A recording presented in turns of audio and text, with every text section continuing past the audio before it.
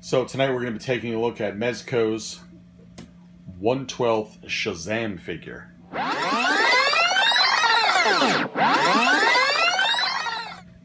So growing up, I was always a big fan of Shazam, Captain Marvel, the Big Red Cheese.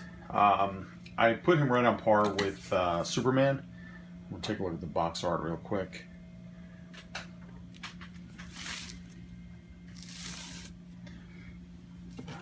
As I've said in past videos, this has 1/6 scale feeling to it, which I really like. It sells the product for me, being that that's kind of what they're going for with the soft goods. It has the opening box that displays the figure, and then some artwork here. This is actually my least favorite part right here of Shazam, is Billy Batson. In my universe, in my collecting, he does not exist. Shazam is always Shazam, Captain Marvel, whatever you want to call him. He doesn't transform into a little kid.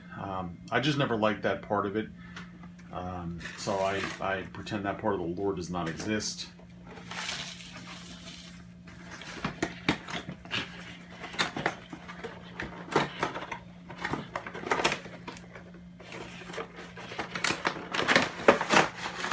Let's see what we got.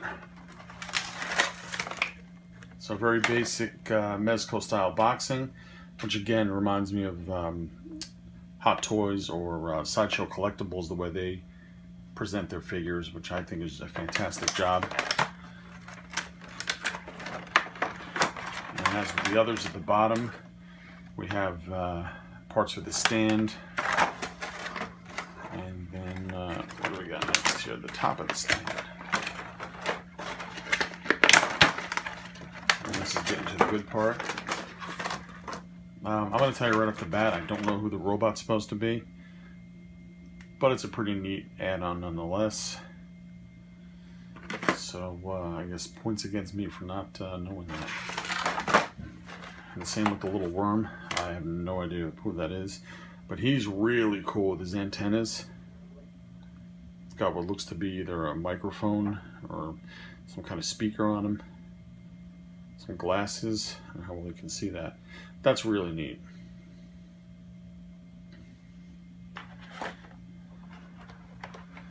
Now for the figure himself, looks like the Captain America body, so the bigger buck.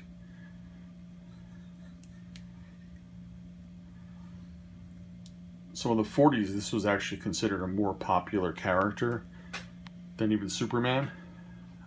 I guess into the 50s, and then Superman took over and became the main staple figure of DC. So like I was saying, for me, Billy Batson does not exist. Shazam is always Shazam. He would be, right on par with Superman. And I was always much happier with him that way. We got some extra heads here.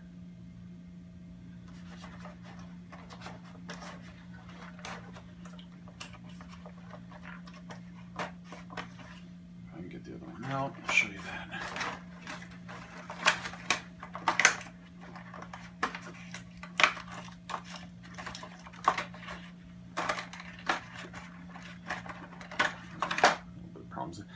Alright, this one looks like he's kind of singing.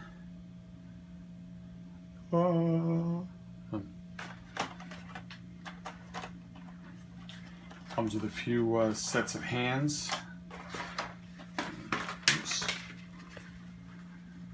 And a lightning effect. And then his stand base.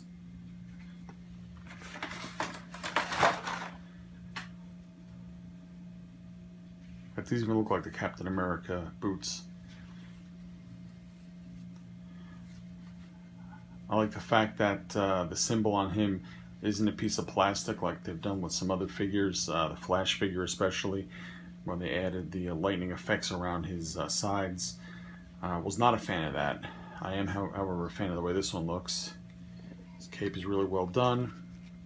It's got a piece of wire so you can pose it. I think this would be my favorite head. I just like a basic you know, not really non-expression. I like having the extra heads.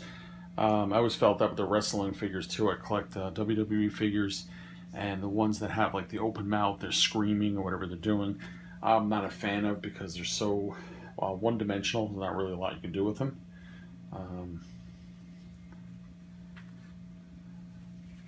Soft goods look really good on it in this figure.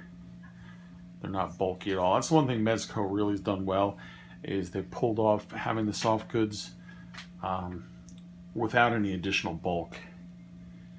You got to kind of watch that as these figures get smaller in scale from something that's 12 inches tall or quarter-inch figures, that they don't start to look unrealistic like they're wearing snowsuits.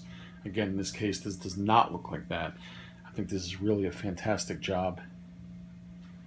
So if you are a fan of Shazam, give or take Billy Batson, I think this is a really good one to check out.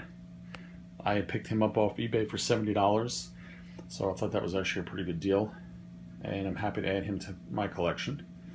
So that's what I got for you. Thanks for watching, and as always, I will catch you later. Bye. Keep watching for the next video. Come back soon. Bye.